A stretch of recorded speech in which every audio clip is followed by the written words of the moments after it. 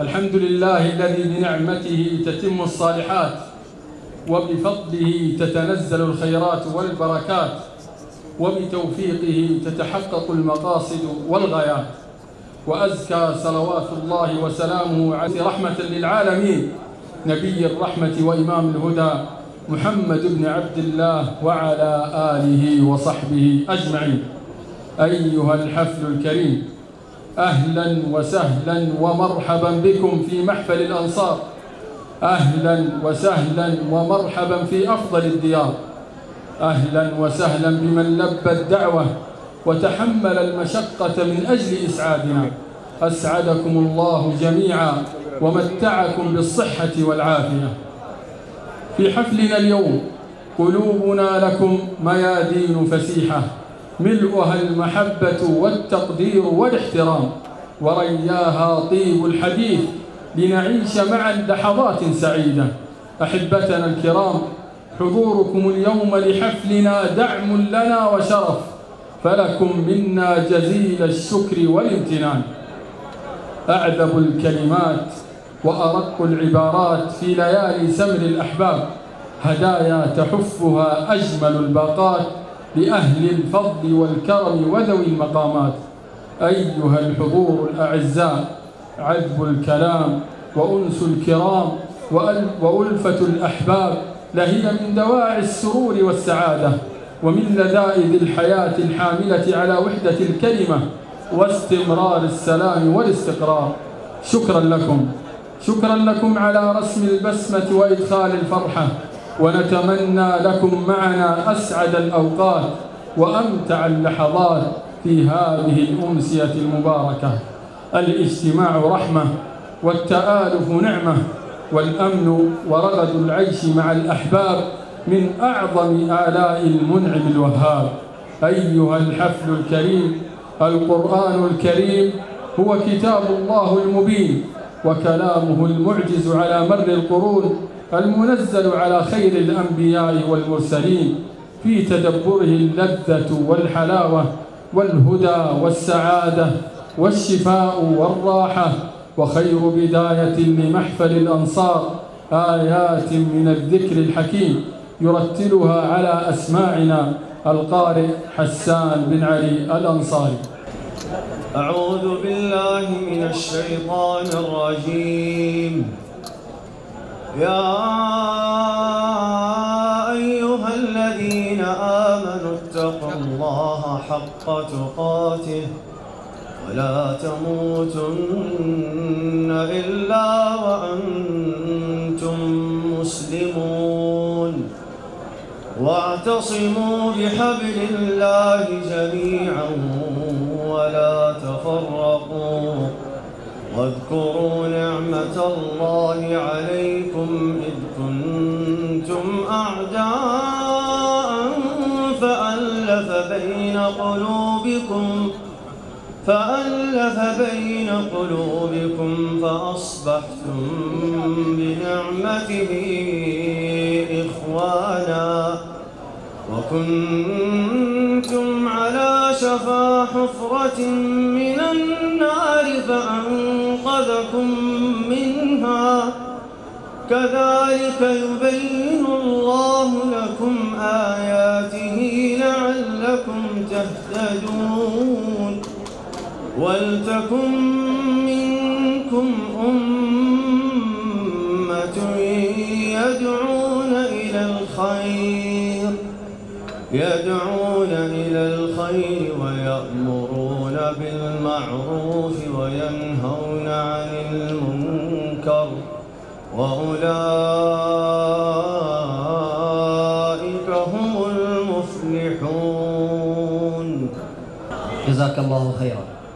قصيدة بعنوان يا مرحبا باسم الأنصار، ترحيبا بالشيخ أبي عامر عماد القبيلة، وأهلا وسهلا بالشيوخ الأصيلة. قصيدة للشاعر محمد بن عاتق الأنصاري. السلام عليكم ورحمة الله وبركاته. يا مرحبا، الله يحييك. حيا الله جميعا.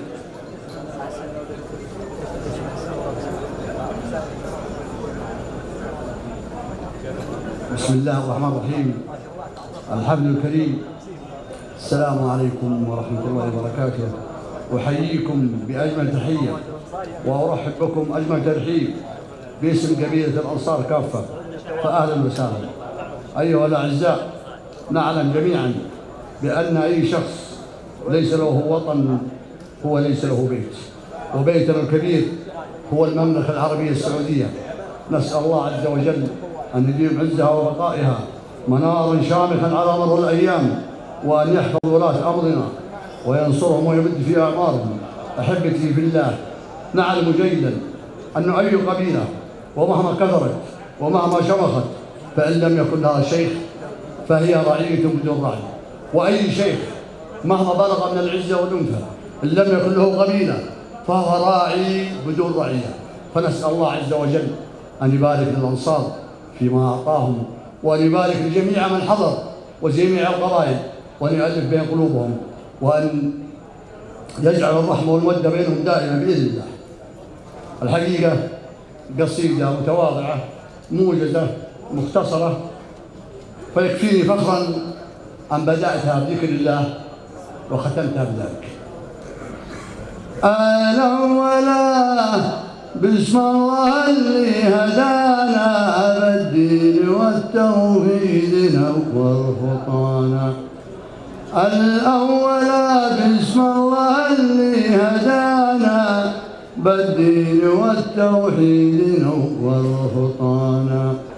رضاه رب الكون غاية منانا، سبحانه اللي كل الأمة تجريه. والثانية ذكر النبي عليه الشان محمد المختار من نسل عدنان. صلوا على اللي نور في كل أوطان، صلوا عليها دائما حل طريق. والثالثة يا مرحبا باسم الأنصار، ترحيب من لا فيه من كل الأقطار. ترحيب يبقى طول الأيام تذكار، واللي حضر بالحفل ربي يحييه. يا مرحبا ترحيبي وافي وكامل، ترحيبي في شرح المواجب الصامل، باسم القبيلة قالها الاسم شامل، كامل وشامل معتبر في معانيه. والشيخ أبو عامر عماد القبيلة راعى العلوم الوافية والجميلة، رحب وهلا بالشيوخ الأصيلة، ويقول راعى الطيب فالطيب نجيه. يا مرحبا تكرار زود التراحيب، عند ناس بالوفاة تعمل الطيب، تنحي بما نحصي زود التراحيب. يا مرحبا والضيف يا زين لا فيه. ويا الله تنصر دولة المجد والدين، إنك توفقها بكل الميادين، واجعل لها في راية الحق تمكين، حقق لها التوفيق بكامل المعاني. واحفظ لنا سلمان واحفظ وليه، ولي عهد والرجال الوفيه، واحفظ حدود الدار من كل سيئة، دار السعد بالمجد عامر مباني. واختامها صلوا على خير مخلوق، نبيا اللي بالهدى نور موثوق، صلوا على المرسول بالحق من فوق، بيت الرسالة بالهدى في مباني. سلامتكم جميعا.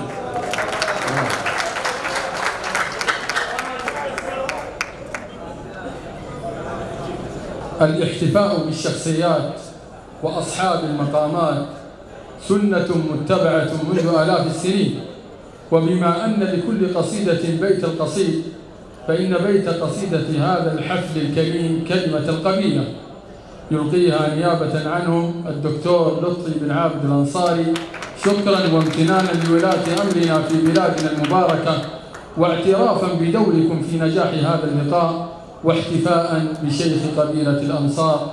فمع كلمة القبيلة للدكتور لطفي بن عابد الأنصاري.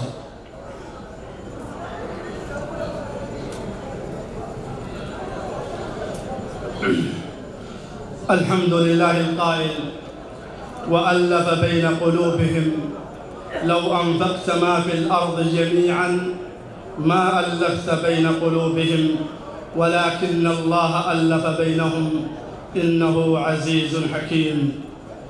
والصلاة والسلام على من جمعنا بعد فرقة وحذرنا من الفرق فعد 73 فرقة، شيخ قبيلة الأنصار بهدى الشام ومكة، الشيخ نبيل بن عابد الأنصاري، شيخ قبيلة الأنصار بوادي فاطمة، الشيخ عمر بن علي الأنصاري، شيوخ قبائل المملكة العربية السعودية، مديري وموظفي دوائر الحكومية، رجال الأعمال، ضيوفنا الكرام، أيها الحفل الكريم، السلام عليكم ورحمة الله وبركاته.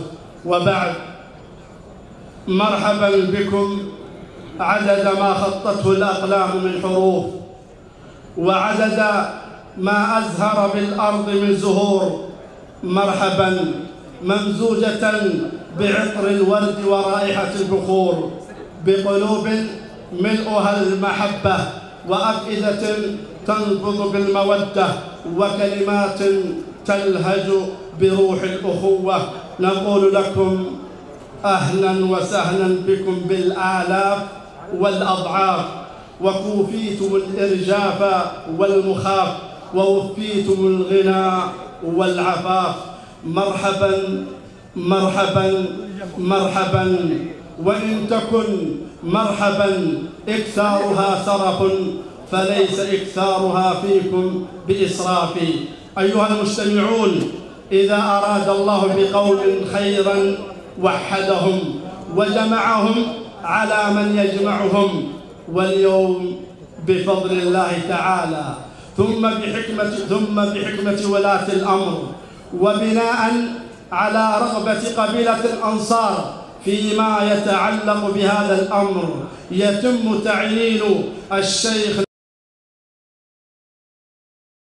قبيلة الأنصار بهدى الشام ومكة المكرمة، وذلك مدعاة للفخر، وهو أهل لثقة ولي الأمر وخير من يمثلها بإذن الله تعالى وتوفيقه.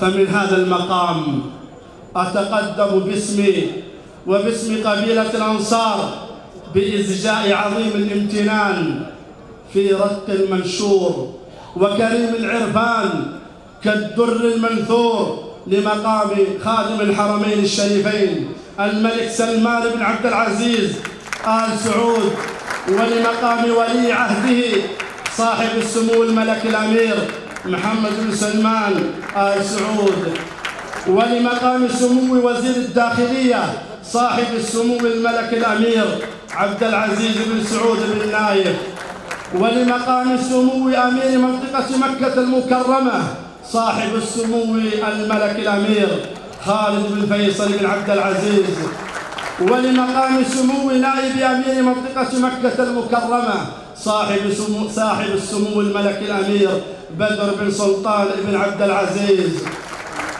كل ذلك على ما أولوه من ثقة كريمة لقبيلة الأنصار لتعم الحضور البهجة والسرور. نرحب بكم في حفل أهالي قبيلة الأنصار لتنصيب الشيخ لقبيلة الأنصار. نقول للمحتفى به في هذه الليلة أنت لها، نعم أنت لها، منذ عرفناك لا نجدك إلا شهما كريما حليما أديبا وفيا وطنيا محبا للخير موحدا للصف، تنبذ الفرقة تحتوي الجميع، نظرتك ثاقبة وفكرك نير، كيف لا تكون كذلك وأنت ابن الشيخ يحيى بن عابد المعروف بحنكته وحكمته، الشيخ يحيى بن عابد الأنصاري رحمة الله عليه. أيها الفضلاء، يقال بأن كثرة الكلام ينسي بعضه بعضا، فأرجو أن أختصر اختصارا غير مخل وأن أسلم من الخلل والتقتير والبخل. أيها الفضلاء، المعروف لا يعرف، فجد المحتفى به الشيخ عابد بن عبد الإله الأنصاري رحمه الله قد لبث فيكم عمرا شيخا شامخا سنين عددا، وتسنم ابنه الشيخ يحيى بن عابد الأنصاري المشيخة من بعده حتى ألم به المرض والعرض، فعذرتموه لما تعلمون من سخاء نفسه وسناء غرسه، فالمشيخة فيهم قديمة أصيلة، ومن جربهم وجدهم نعم العشيرة والقبيلة. معاشر الأنصار والضيوف الأكارم، التقينا في هذا المكان يجمعنا رابط الأخوة في الدين ورابط النسب، رابط الأخوة في الدين أولا، وذلك أعظم الروابط وأزكاها، وبه يصدق الحب في الله والتعاون بيننا على البر والتقوى وصدق الولاء وصفاء النيات ورفعة المقام في الدنيا والآخرة، إنما المؤمنون إخوة. أخيرا، ورابط النسب، ولنا أن نسعد ونطرب أن ذكر الله تعالى الأنصار من السابقين والسابقون الأولون من المهاجرين والأنصار والذين اتبعوهم بإحسان رضي الله عنهم ورضوا عنه. وأي فخر أعظم من أن يقول صلى الله عليه وسلم عن الأنصار: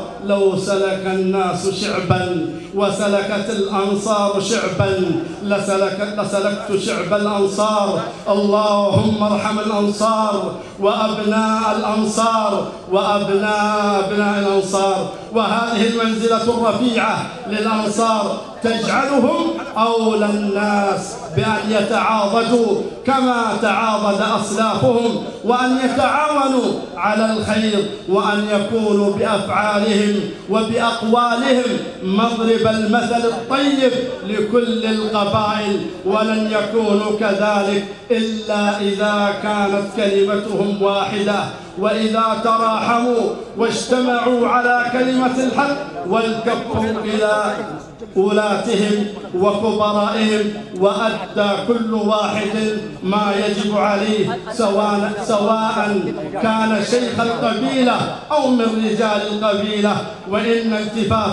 وإن التفاف القبيلة حول شيخها ليرفع من شأنها ويعظم رأيها وقدرها ولا رأي لمن لم يطاع. إخوة الإيمان، معاشر الأنصار وأبناء الأنصار، تاريخكم كالشمس إشراقا وعلوا، وأنتم أهل أن تفعلوا كما فعلت أوائلكم. نبني كما كانت أوائلكم تبني، ونفعل مثل ما فعلوا. اللهم اجعل هذا اللقاء والاحتفاء محفوفا بعفوك وعافيتك وتوفيقك وهدايتك، فتقبلوا تحية عذقها فواح وأثرها سرور وانشراح، وطعمها أعذب من الماء القراح. والسلام عليكم وعلى هذا الوطن قائدا ومقودا وحدودا وجنودا.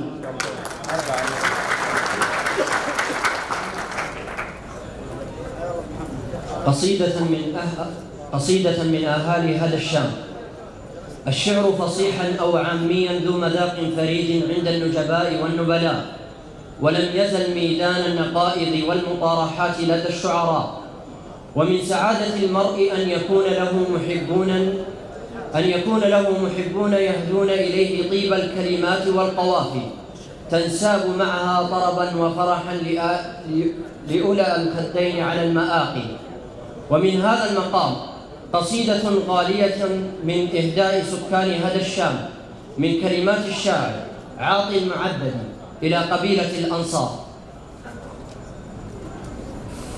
شعر مهدى من أهالي هذا الشام إلى الشيخ عبد القادر عابد الأنصاري وقبيلة الأنصار عامة، بمناسبة ترشيح الشيخ نبيل بن يحيى الأنصاري شيخا لقبيلة الأنصار بهذا الشام، خلفا لوالده المرحوم الشيخ يحيى بن عابد الأنصاري. كلمات الشاعر عاطي راشد المعبدي، أداء المنشد عبد الإله المعبدي.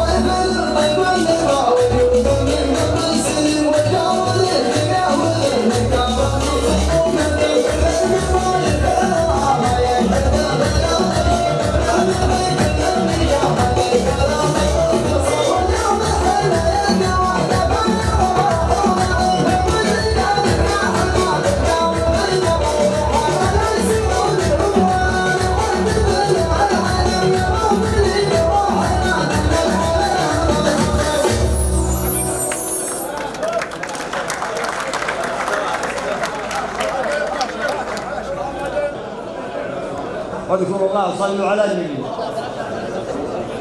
يا لا لا لا لا يا لا لا لا لا يا لا لا لا لا يا لا لا يا لا لا يا مرحبا كالحين وزعل المقدار باللي حضرنا الحملة من كل الأقطار مني نيابة عنك يا شيخ الأنصار ترحيبنا للكل من غير تخصيص. يا سلام الله سلاما جيده من هواجس هاضري يبنيها هاجسي يسري معي واسريبه والمضر ياتي معه وابنيها الفريد الجزل يفرض نفسه والجزالة مثلنا راعيها. أنا من الجود وأعرف نفسي وكلمتي إن قلتها أحميها من قبيلة عزها من ماضي أشرق التاريخ من ماضيها من قبيلة عزها من ماضي أشرق التاريخ من ماضيها نالت الأمجاد بعد الهجرة وصفحة التاريخ من يطويها. قبيلة الأنصار عوس وخزرج مع النبي تاريخها يكفيها. منهم سعد أبن معاذ الأوسي اللي حكم في حكمه قاضيها بعد الخيانة من اليهود في يثرب. سيد البشر والله يحكم فيها قال يعدم كل رجل بالغ وكل النساء من بعدهم يسبيها. يوم الغنيمة والنبي في جعرانه كل القبائل يرتجي راجيها. فيها. وابن عبادة سعد شيخ الخزرج حامل لواء الأنصار هو حاميها، يبغى يعود بالرسول الطيبة وكل الغنايم قال ما يبغيها. إن جيت بحصي في الزمان الأول مآتي الأنصار ما بحصيها، سجيت سجه في القديم وبرجع لليلة اللي محتسي حاسيها. ليلة حفل تنصيب أبو عامر لك يا نبيل أبياتنا نهديها، يستاهل التقدير شيخ مثلك. ليلة حفل تنصيب أبو عامر لك يا نبيل أبياتنا نهديها، يستاهل التقدير شيخ مثلك. كل العلوم الطيبة حاويها، كل القبيلة بلد تشهد له، كل القبيلة بلد تشهد له، ولا يقبل الزلة ولا يبنيها. فيها الثقالة والرزانة مبدأ، وإن قال كلمة ما بعد يثنيها. ترى الشياخة ما تجي بالساهل، ولا هي تجي للي طمع يرجيها. الشيخ عبد الله وبعده عابد، من بعدهم يحيى تربع فيها. الشيخ عبد الله وبعده عابد، ومن بعدهم يحيى تربع فيها. هذا نبي اليوم نال الشيخة، يتبع أثرهم خطوته تمشيها. لك يا لعيون أبو عامر رفعت عقالي، ولو يطلب عيوني فدا بعطيها. وصلاة ربي عد منه صلى على النبي المختار في تاليها وسلامتكم.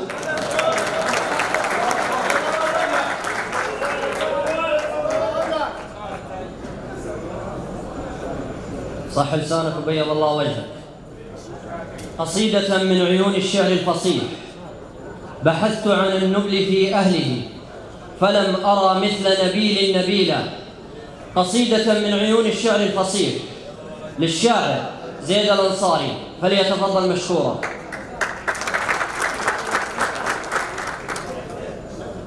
السلام عليكم ورحمة الله وبركاته. ألا من يداوي الفؤاد العليلا ويهدي المعنى بليلى سبيلا. ألا من يداوي الفؤاد العليلا ويهدي المعنى بليلى سبيلا. توارت حياء وراء الستور وأبدت من الحسن طرفا كحيلا. حبتها مهات الفلاة عيونا وجيدا رطيبا وخدا أسيلا. إذا البدر كان دليل الغواني تقوم لبدر السماء دليلا. ولما تبدت إلى الناس مدت قواما رشيقا وخصرا نحيلا. ولما تبدت إلى الناس مدت قواما رشيقا وخصرا نحيلا. تحلت ولما دنوت تولت، تحلت ولما دنوت تولت بعيدا فعدت حسيرا كليلا. تخلت وأطيافها الغر ظلت تثير الجوى بكرة وأصيلا. تخلت وأطيافها الغر ظلت تثير الجوى بكرة وأصيلا. ونادت بصوت رخيم وقالت، فكان جمال الكلام هديلا. بحثت عن النبل في أهله فلم أر مثل نبيل النبيلا.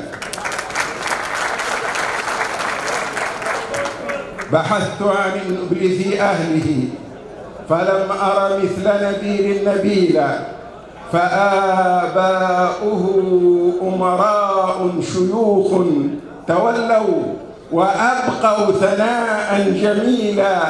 أناخوا الصعاب لبر الأمان، أناخوا الصعاب لبر الأمان، وشادوا على الدهر مجدا أثيلا. وأسس جدك عابد صرحا عظيما وكان أميرا جليلا. وأسس جدك عابد صرحا عظيما وكان أميرا جليلا. تولى فأعقبه الشيخ يحيى فأحيا المآثر عرضا وطولا. تولى فأعقبه الشيخ يحيى فأحيا المآثر عرضا وطولا. تناول رايته باقتدار فأعلى البناء وأعطى نبيلا. فضائل لا ينتهي حسنها تجدد في الناس جيلا فجيلا. فأنت سليل رجال كرام سموا في المعالي وطابوا أصولا. فأنت النبيل المقدم فينا، فأنت النبيل المقدم فينا، ولا نرتضي بسواك بديلا. لأنت جدير بهذا المقام وإن لكم فيه حقا أصيلا. فرص الصفوف وصف النفوس إذا ما وجدت لهذا سبيلا. رضينا بشيخ الشباب أميرا بعقل وحلم يفوق الكهولا. وإن أبا عامر قادر، وإن أبا عامر قادر وأهل ليحمل عبئا ثقيلا. ويعرف للناس أقدارهم وجربهم صعبهم والذلولا. خبير بأنواع أهل الزمان ولو أكثروا فيه قالا وقيلا. خبير بأنواع أهل الزمان ولو أكثروا فيه قالا وقيلا. هنيئا لك المجد يا ابن الكرام، هنيئا لك المجد يا ابن الكرام، فمثلك لا يعرف المستحيل. وها أنا ذا قد ختمت القوافي، وها أنا ذا قد ختمت القوافي، ولم يدو ما قلت فيك القليلا. ولو كان ماء العيون مدادا، ولو كان ماء العيون مدادا لما وسع المدح إلا قليلا. والسلام عليكم ورحمة الله وبركاته.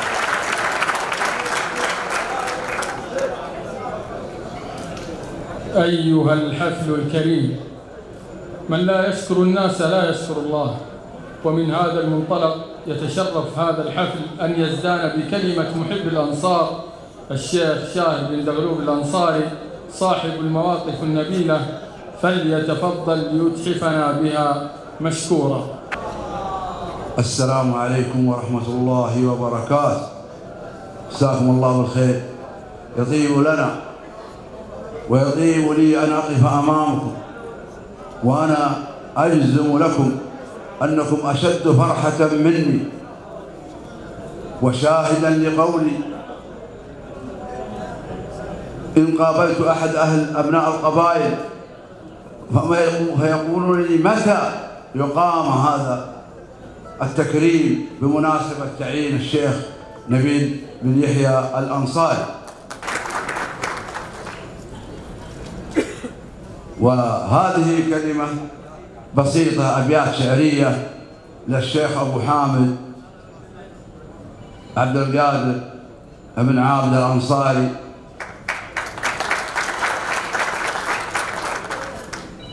مخصوص مني لأبو حامد اللي انتهض للحمول وقام، مخصوص مني لأبو حامد اللي انتهض للحمول وقام، مثل الجبل ثابت وصامت. نشكرك يا رافع الأعلام.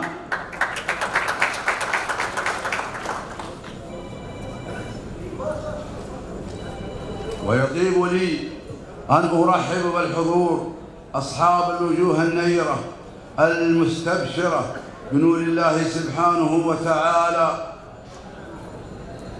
وأقف أمام وأرحب بكم كثير الترحيب، ولكم أجزم أن فرحتكم أشد فرحا من فرحتنا، وخير شاهدا لقولي سؤالكم الدائم المستمر متى سيقام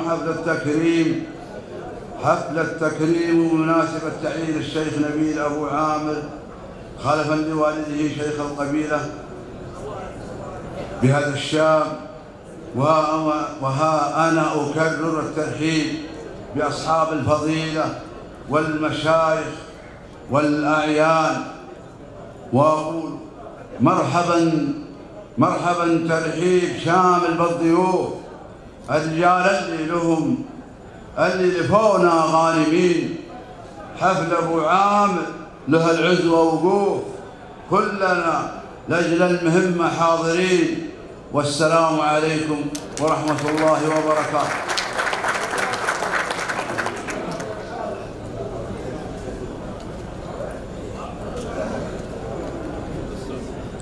للهدية أسرار عجيبة في العلاقات الأسرية والإنسانية، وأقلها شعور النفس بالفرحة والسعادة، وأغربها انعكاس هذا الشعور على المهدي مع غمرتها لمن تلقاها.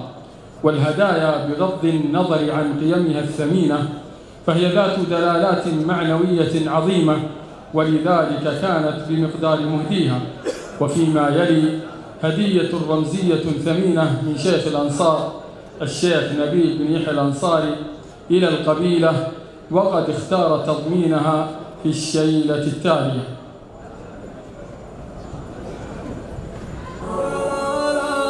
شيلة من إهداء شيخ قبيلة الأنصار الشيخ نبيل بن يحيى بن عابد الأنصاري إلى أفراد قبيلة الأنصار كافة.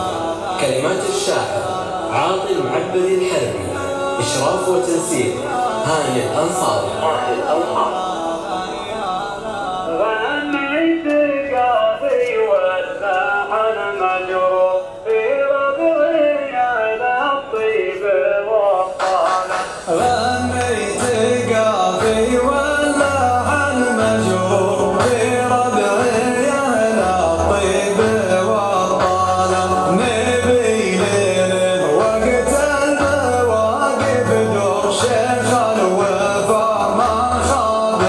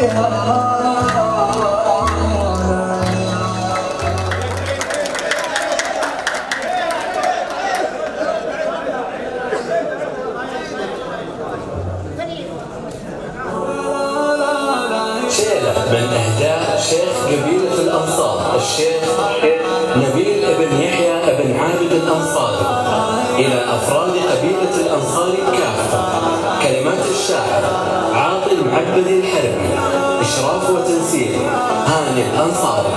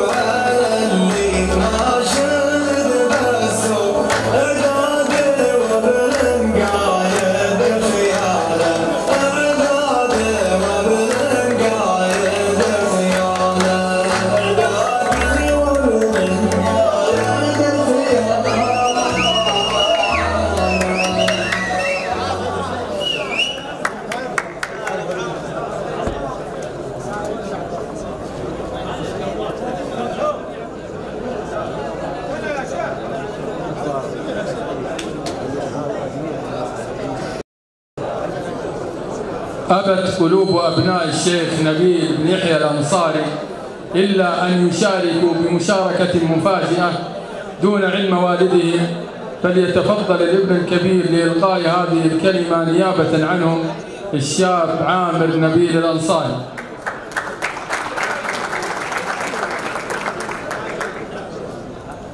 أبت قلوب أبناء الشيخ نبيل بن يحيى الأنصاري إلا أن يشاركوا بمشاركة مفاجئة دون علم والدهم، فليتفضل الابن الكبير لإلقاء هذه الكلمة ويلقيها نيابة عنهم الشاب عامر بن نبيل الأنصاري.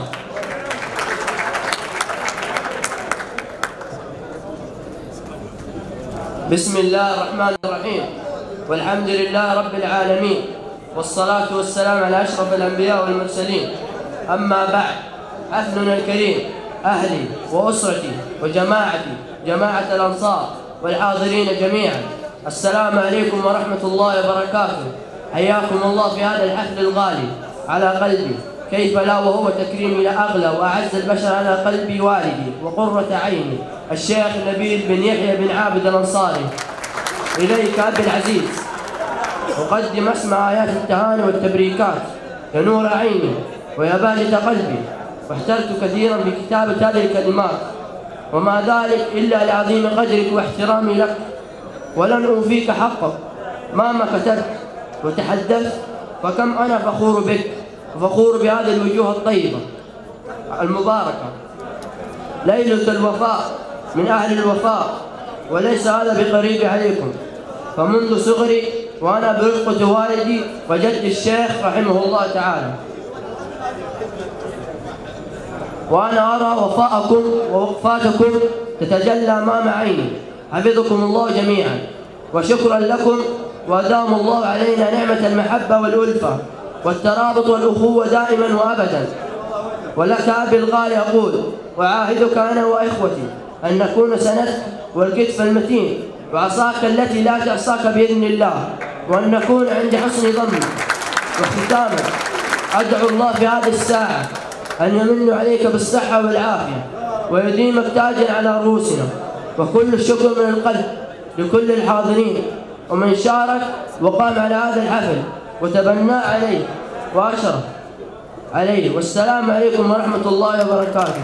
إهداء من النائب الشيخ نبيل بن يحيى بن عابد الأنصاري.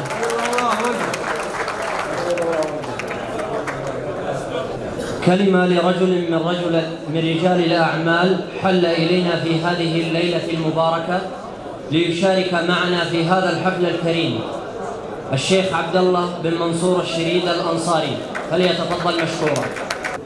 بسم الله والحمد لله والصلاة والسلام على رسول الله وعلى آله وأصحابه ومن والاه. إخواني الأعزاء، أبناء عمومة أنصار رسول الله صلى الله عليه وسلم، السلام عليكم ورحمة الله وبركاته. وبعد، فإنه من دواعي سروري وسعادتي المشاركة في هذا الحفل الكبير، الحفل الكبير في الحضور والحفل الكبير في أهدافه،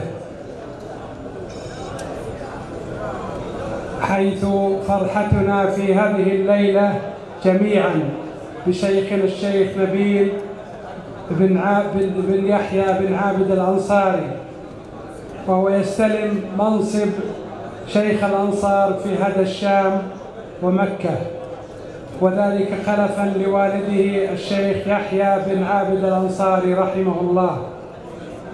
ويسرني بهذه المناسبة بالأصالة عن نفسي ونيابة عن أسرة الشريدة في كل من القصيم والرياض وأملج أن أقدم أجمل التهاني والتبريكات إلى الشيخ نبيل بن يحيى الأنصاري، وندعو الله له بالتوفيق والسداد، وأن يعينه على القيام بعمله على أكمل وجه.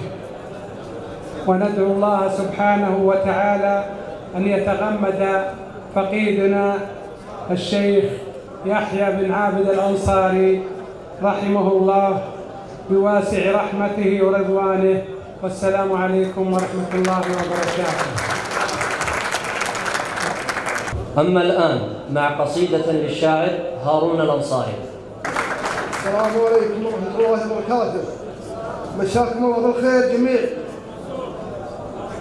أقول يا الله يا خالق جميع البرية، يا فارق بين الحلال وحرامي، المنتهى باسمك وبك الأولوية في مبتدأ قولي وخاتم كلامي، من عقبها بثني عليكم تحية لشيوخنا وابدي لكم باحترامي.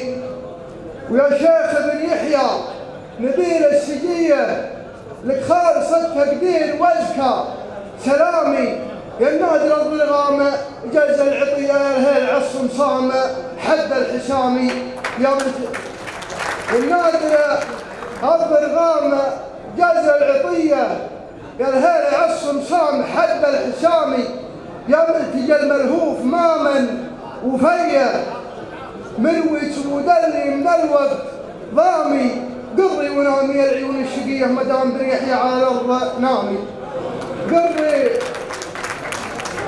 ونامي العيون الشقية مدام بن يحيى على الأرض نامي شيخ شداده من عصور مدية وارثلكم من ماضيات قدامي تفخر بك الأنصار في كل هية وربعك هالطالات سقم الخصامي في حاضر الأيام والجاهلية يشهد لنا التاريخ شرقه وشامي خيالة على ظهوره خيالة من فوق الجيادة العصية خيالة فوق الجيادة العصية لطمت العايل ليوذا الزحاق له المريض لا انت يا حمدي لا انت سليمان لا انت سهل الطيب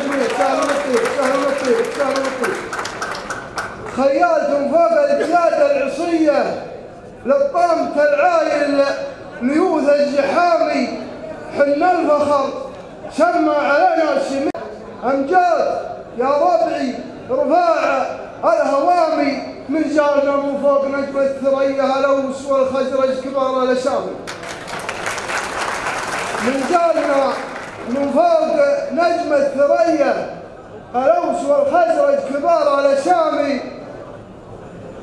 نيراننا بالطيب والعز حي أهل الجفان ومكرمين الكرامي وإذا ذكرت أمجادنا الأولية أشوش مدري يا حجامي على راسي من النعرات يطبخ حمية يدروع جنبي محزمي يا حجامي راسي من النعرات يطبخ حمية يدروع جنبي محزمي يا حجامي ما هي تعنصر لا ولا عندي هي حق انتفاخر بالفعول القدامي واختامها بصيف الربعي تحية وعيدها وادري عليكم سلام صح لسانك وبيض الله وجهك.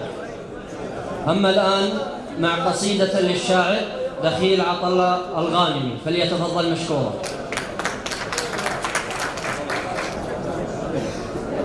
السلام عليكم ورحمة الله وبركاته، وأسعد الله مساءكم بكل خير، وبارك لقبيلة الأنصار عامة وللشيخ نبيل خاصة هذا المنصب، وأقول الله يقويك ويوفقك.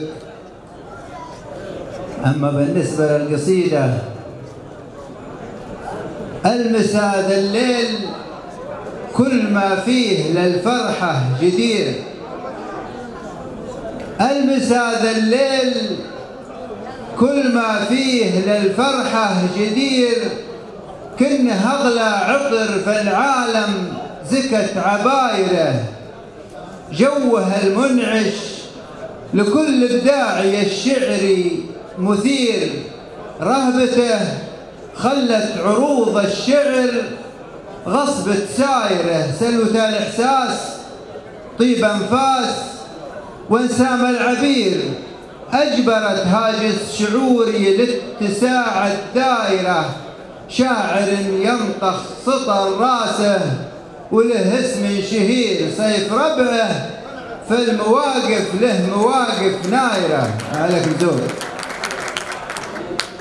بنتقي من شعر الأعشى والفرزدق أو جرير، وشعر عنتر وابن أبي سلمى معاني ثائرة، ومن بحور الشعر وفنون البلاغة شعر غير بالجناس وبالطباق، أرسم خيال ساهرة، يا سلامي عد ما يفرح ويستانس سمير، يا سلامي عد ما يفرح ويستانس سمير، في صفا الأرواح ويجدد بها بشايره، يا سلام الله سلام يشبه البدر المنير، في فيها النفوس من السعادة طائرة. حلة الأنصار أهل الطيب والاسم الكبير من زمان أجداد، والفعل الموكد شاهره اسمهم أنصار. يوم من الزمن كر ونفير، قوة ضد الأعادي والأعادي قاصرة، يرهبون الخصم بالأفعال والسيف الشقير والقنا والخيل، وعزوما تجز الناحرة. النبي المصطفى المبعوث بالوجه المنير احتمى فيهم، لقى جنب عزيز الناصرة. يرهبون الخصم بالأفعال والسيف الشطير والقنا. الله يرحم والديك، ما يجي الله يرحم والديك.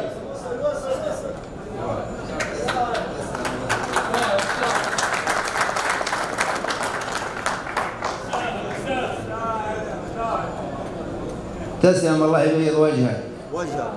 يرهبون الخصم بالأفعال والسيف الشطير والقنا والخيل، وعزوم تجز الناحرة. النبي المصطفى المبعوث بالوجه المنير احتمى فيهم، لقى جنب عزيز الناصرة. دوم مرقاهم سنود المجد، ما تاجي أخير يشهد التاريخ لرجال الفعول الفاخرة. أعطوا إشداد البيت وعلوم الأمارة للأمير نبيل مبروك الشياخة والعلوم الزاهرة. أعطوا إشداد البيت وعلوم الأمارة للأمير نبيل مبروك الشياخة والعلوم الزاهرة. أنت بعلوم الشياخة والوفا دايم خبير، فعلك سوات السيف ميزان العدالة ناظره. حولك رجال تعز الوصل للعاني، تجير سلمهم سلم النفوس العاليات الطاهرة. قالها شاعر على الأمجاد، والطالة يسير غانمي من حرب. عليكم زود. قالها شاعر على الأمجاد، والطالة يسير غانمي من حرب. تشهد لفعول قاهرة، والقبائل كلهم نعمين صافين الضمير، عايشين في دولة فيها البقاع الطاهرة. موطني يحماك رب الكون في نعمة وخير، وعز حكام على من الدار دايم ساهرة. واختم بذكر النبي الصادق الشهم البشير، صلوا لذكره يا مسعد كل حي ذاكره. سلامتكم. الله بن عبد الحكيم المصباحي، فليتفضل مشكور. الحمد لله ذي الجود والكرم، خلق من العدم فهدى للرشد وألهم، ودفع البلايا والنقم، وأسدى الخير وأتم النعم. ونصلي ونسلم على خير خلق الله محمد، نبيه وحبيبه وخليله ومصطفاه المسدد. وبعد، السلام عليكم ورحمة الله وبركاته. بدعوة كريمة من أخينا الشيخ عبد القادر ابن عابد الأنصاري وإخوته وأبناء أخيه وجماعته الأكارم، حضرت أنا محدثكم عبد الله بن عبد الحكيم المصباحي وإخواني وأبناء عمومتي تلبية لدعوة كريمة من كرام أبناء كرام لهم في قلوبنا محبة نتقرب بها إلى الله عز وجل، ممتثلين بما نعت به رسول الله صلى الله عليه وسلم من نعت شرف به الأنصار، حيث قال: آية الإيمان حب الأنصار. حديث عظيم متفق على صحته، رواه الصحابي الجليل أنس بن مالك الأنصاري رضي الله عنه. فالأنصار أهل يد طولى وأهل سابقة في الإسلام، محفوظة ومعروفة من العهد المدني إلى يومنا هذا، وأنتم على خطاهم إن شاء الله سائرون. أهلنا وأحبابنا وإخواننا وجيراننا الأنصار، لم نرى منكم إلا الجوار الحسن والأخلاق الرفيعة والرفقة المباركة من آبائكم مع آبائنا، ومنكم معنا ومع غيرنا ممن جاوركم وزاملكم وعاملكم من قريب أو بعيد، فنحفظ لكم الود ونشارككم حفلكم في هذه الليلة المباركة ثقة كريمة من قيادتنا الحكيمة أعزها الله للشيخ نبيل بن يحيى الأنصاري، ونحن نبارك له ولكم ولنا جميعا هذا التشريف، وهو تشريف لمن يستحق، وكلكم أهل لذلك، وهذه مشاركة لعلها توفي ببعض حقكم علينا. سلام من رؤوس المصابيح اللي لهم وقفة وهيبة، ينصى سلاين نصرة الإسلام في مكة وطيبة. مواقف الأنصار مع خير البشر ما هي غريبة، لأن النبي اختارهم والعلم ثابت بالدليل. جينا نهنيكم بطيبة نفس وصدور رحيبة بمناسبة ترشيح شيخ في المواقيف الصعيبة يثبت ولا يرضى على نفسه وربعه بالغريبة. تستاهل التكريم، تستاهل التكريم والختم الوزاري يا نبيل، تستاهل التكريم والختم الوزاري يا نبيل. والصلاة والسلام على رسول الله، والسلام عليكم ورحمة الله وبركاته. الأنصار وما أدراكم ما الأنصار، ترحم عليهم النبي صلى الله عليه وسلم فقال: اللهم ارحم الأنصار وأبناء الأنصار وأبناء أبناء الأنصار، وكفى بهذا ذكرا وفخرا. والآن مع كلمة المحتفى به شيخ القبيلة الشيخ نبيل بن يحيى بن عابد الأنصاري. الحمد لله شكرا، والحمد لله يوما وشهرا وعمرا، الحمد لله في السراء والضراء ودائما وأبدا، والحمد لله كلما هل هلالا وأبدر، والحمد لله كلما نبت نباتا وأزهر، والحمد لله من قبل ومن بعد، والصلاة والسلام على من أنار لنا طريق الخير والهدى، طريق المحجة البيضاء ليلها كنهارها لا يزيغ عنها إلا هالك، عليه أفضل الصلاة وأتم التسليم. أحبتي، عزوتي ولباس جنبي، جماعتي، أفراد قبيلة الأنصار، الضيوف الأعزاء، السلام عليكم ورحمة الله وبركاته، وأسعد الله هذه الوجوه الطيبة بالخير.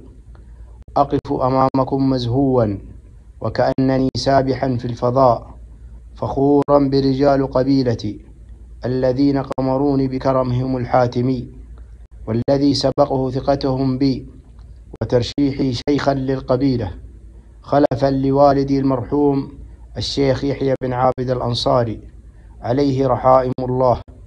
وكيف لي لا أزهو وأنا أراكم وألمس محبتكم وتحسس مشاعركم. أحبتي، عام بعد عام وسنة تلو أخرى، ونحن نزهو بحلل الفخر ووسام العزة والكرامة في وطن الحب، وطن الخير، وطن الأمجاد، وطنا لا يشبهه وطن، ولا تعلو عليه أرض ولا يعدله مكان، وطن عاش فينا وعشناه حياة ورسمناه أملا، يجود علينا بغد مشرق، يبعث في دواخلنا كبرياء، تطال عنان السماء. إنه وطن الحبيب، عديل الروح والجسد، المملكة العربية السعودية. بلاد الحرمين ومهبط الوحي، سكناه أرضا وتلحفناه سماء، وتنفسناه هواء، وعشقا وحبا جاد لنا بالخير، وغرس فينا القيم وزرع فينا الوفاء. إخوتي جميعا، أفراد قبيلتي وضيوفنا الكرام، بداية البداية أشكر وحق لي أن أشكر خادم الحرمين الشريفين الملك سلمان بن عبد العزيز وولي عهده الأمين، أمير الحزم والعدالة والنزاهة والطموح، ملهم الأجيال وباني الأمجاد وعراب الرؤية ومهندس النهضة الأمير محمد بن سلمان بن عبد العزيز. وأشكر أمير منطقة مكة المكرمة مستشار خادم الحرمين الشريفين الأمير خالد الفيصل. كما أنا مزهوا فخورا بوطني المعطاة وبقبيلة الأنصار كبيرهم وصغيرهم. الليلة أشبه بعيد، وأي عيد اجتماعكم في هذا المكان الجميل واحتفالكم بي في وسط هذا الحضور الكريم يجعلني عاجزا عن التعبير، حيث تتلعثم الكلمات ويعجز اللسان عن أي تعبير يجول بخاطري لكم، فقد أكرمتموني أيما إكرام وتفضلتم علي سابقا ولاحقا، والآن ولن أوفيكم شيئا ولو يسيرا من حقكم، ولكني سأظل خادمكم كبيركم وصغيركم وأفخر بذلك. أعزائي، أدعو الله جل في علاه أن يديم علينا ما نحن فيه من أمن وأمان ورخاء وعزة وشموخ في ظل حكومتنا الرشيدة أعزها الله. ولا أنسى عمي الحبيب الغالي الشيخ عبد القادر بن عابد الأنصاري الذي أكن له كل الحب والتقدير، فهو والدي بعد المرحوم وسندي ودرع جنبي. ولو ألفت كتبا في وصف سجاياه وذكر أفضاله علي فلن أفلح، ولكن أدعو الله أن يلبسه ثوب الصحة والعافية ويبلغه كل ما يتمناه، وكذلك من معه من منظمي حفل الليلة والقائمين عليه. وكم كان بودي أن أذكر كلا باسمه، ولكن المجال لا يسمح. ولهم مني خالص الدعاء بأن يوفقهم الباري ويهبهم الصحة. ختاما للجميع، شكري وتقديري وامتناني مضيفين وضيوف وحضور، دمتم في خير وإلى خير، والسلام عليكم ورحمة الله وبركاته.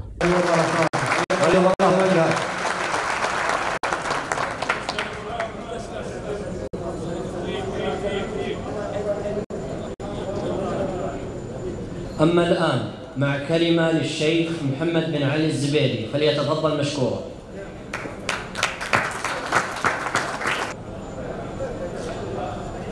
ما أضيف المقدمة.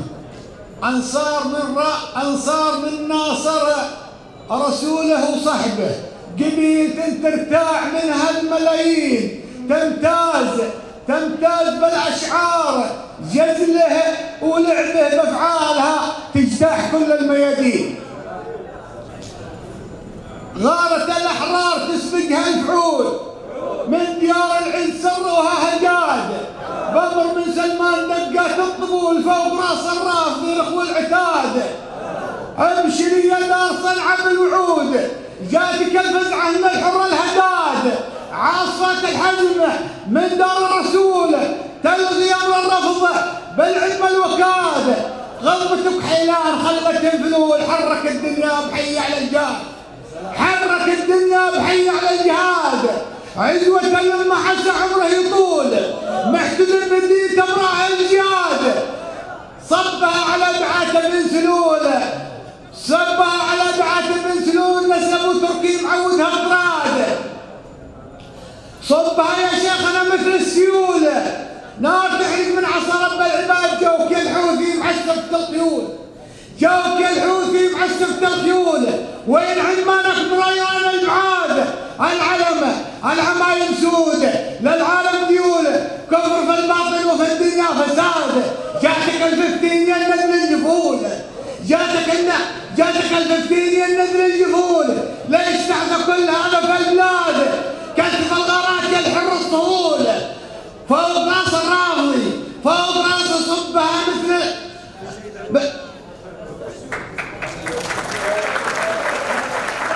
كتف الغارات يلحر الصهول، فوق راس صبها مثل الجراد. يا وزير الجيش يا الفد المهول، ننتظر منك الاوامر في الطراد، والله انك ما تجد منا كسول، بلغ الوالد وقل له في ازدياد، بلغ الوالد وقل له في ازدياد، وعد منا ما تجد فينا خمول، بشر الحوثيين ساعة النكاد، يا صقور الجو يا صقور الجو يا نعم الدحول، حاسبي الطقس من حر وبراد، اشعلوها نار ما فيها ذبول، يا جنود اشعلوها نار ما فيها ذبول، يا جنود الحق خلوهم بداد، يا دعاة الدين يا عداة الدين يا ديال العجول، صار في مخبى صال الاصطياد ما يبي صال الاصطياد، ما بقي ينظر علينا الا نعول يبغى التراث، الا النعول يبغى التأديب، بغصن الجراد بختم راس الجراد يفتحون، يوم جبرتنا البريعات الحداد، غركم رطر الروافض يا القبول، والله يا الحوثي تعلن الاحداد، غصب ما هو برضه يبني السفول، وتدفع الجزية ضريبة للعناد، شيخنا سلمان ابهرت العقول، بصفة اللي على العالم جداد، هالبراعم صافقوا قبل الفول، عدوة العوجة على حشم وكياد، في عيون المعتدي ضروا كحول، والذي عاند من شد بالوتاد، والهزايا في طرفكم كل حول، من حديده للوديعة هي القراد، وفي جبل دخانه طوق بالكبول، وعاصفات الحزم خذناها انفراد، ونحمد الله شيخنا سيف صقول، ذاك محزن قارنها طلق القياد، فرحة المعزي حصان من البتول، سبكة الفتنة بدع ساعة الزناد، حرك العالم خذها عرض الطول، نصرة اللي بات في عين سهاد، سيدي جيشك مقدس كالفتول، قول يا تاريخ عمى عين الحساد، جيشنا شجعان ما فيه الذلول، يا لقى الجمه متى يبغى وراد، واحتذر يا جيشنا منكم وقول، غرنا عنكم حلانا ومن نساد. السلام عليكم ورحمه الله تعالى وبركاته.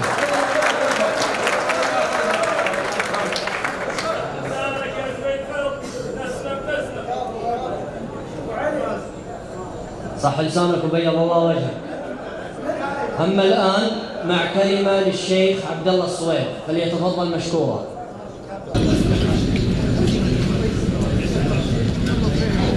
بسم الله الرحمن الرحيم، الحمد لله رب العالمين، والصلاة والسلام على أشرف الأنبياء والمرسلين نبينا محمد وعلى آله وصحبه ومن تبعه إلى يوم الدين. بعد هذه البدء أشكر لكم أن قدمتموني بإلقاء هذه الكلمة في هذا الحفل المهيب تكريم الشيخ نبيل بن يحيى بن عابد الأنصاري رحمه الله والده، والبقية إن شاء الله في راسه عامر.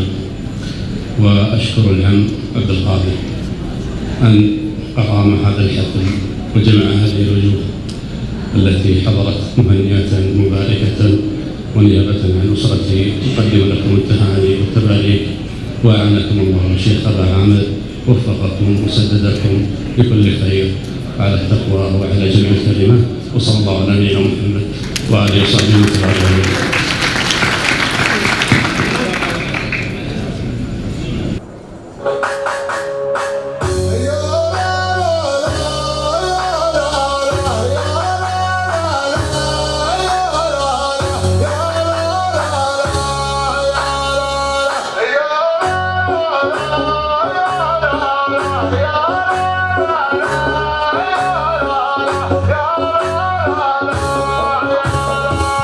لا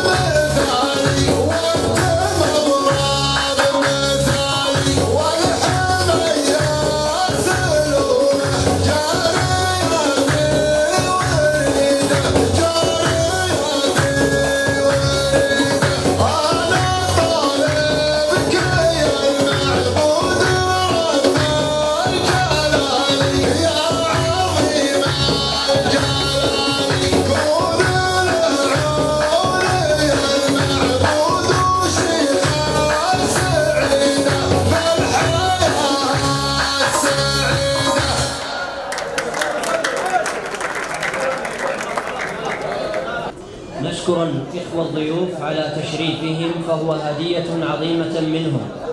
ونظرا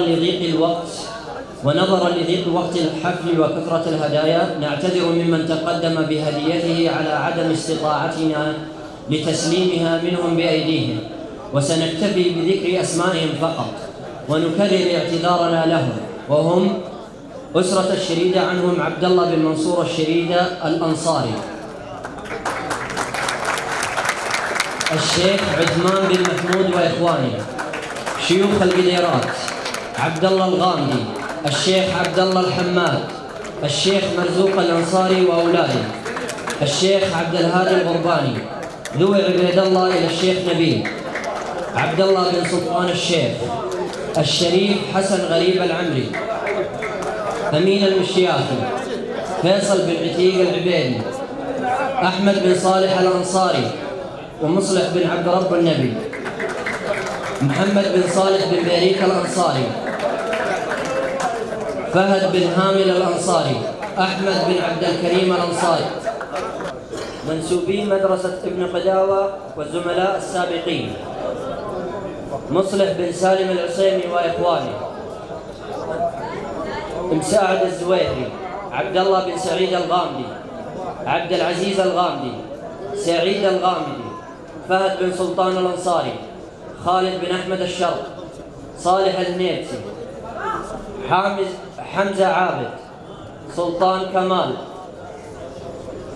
جمعان الغامدي، يحيى الشيخ، محمد دحان الصباحي، مشعل الجهني، أحمد عتيق المعبدي، علي بن ضيف الله الشريف، محمد بن صالح الأنصاري وإخوانه، من أبناء مرزوق لاحق السلمي، الشريف هيزع وإخوانه، ذوي قليبة شيوخ البرزة، عامر السويد وعبد الله السويد. نشكركم. السلام عليكم ورحمة الله وبركاته. حياكم الله، من يوم جيتوا للفيتوا، وجزاكم الله خير ألف الجزاء، ألف على تجاوبكم معنا وحضوركم للمشاركة. ما نقول إلا الله يجزاكم خير، وكتب الله هذا في أعمالكم وحسناتكم إن شاء الله. إن دل هذا على شيء فإنما يدل على حبكم وحبنا لكم. والسلام عليكم ورحمة الله. تفضلوا للعشاء، حياكم الله.